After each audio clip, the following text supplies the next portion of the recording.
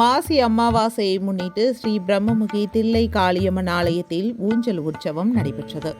கடலூர் மாவட்டம் வடலூர் அருகே உள்ள மேட்டுக்குப்பம் ஆர்ச்கேட் எதிரே அமைந்துள்ள ஸ்ரீ பிரம்மமுகி தில்லை காளியம்மன் ஆலயத்தில் மாசி மாத அமாவாசையை முன்னிட்டு ஊஞ்சல் உற்சவம் நடைபெற்றது. முன்னதாக கோவில் வளாகத்தில் மிளகாய் வற்றல் யாகம் மேற்கொள்ளப்பட்டு நீரிலாலான கலசத்திற்கு தீப ஆராதனை காண்பிக்கப்பட்டது.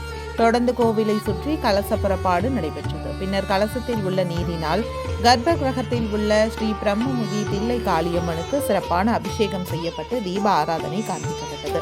தொடர்ந்து பம்பை இசை முழங்க அம்மன் பிச்சை காளி, குரத்தி, காளி அவதாரம் உள்ளிட்ட வேடமணிந்து காளி நடனம் நடைபெற்றது. இதனைத் தொடர்ந்து தில்லை காளியம்மன் ஊஞ்சல் உற்சவம் நடைபெற்றது. சிறியவர்கள் முதல் பெரியவர்கள் வரையிலான பெண்கள் பாரம்பரிய முறைப்படி தாலாட்டு பாடலுடன் கும்மி அடித்து வழிபாடு மேற்கொண்டனர். தொடர்ந்து இரவு 12 மணி அளவில் கோவில் வளாகத்தில் உள்ள 72 அடி உயர தில்லை காளி சிலைக்கு மகா தீப ஆராதனை காண்பிக்கப்பட்டது.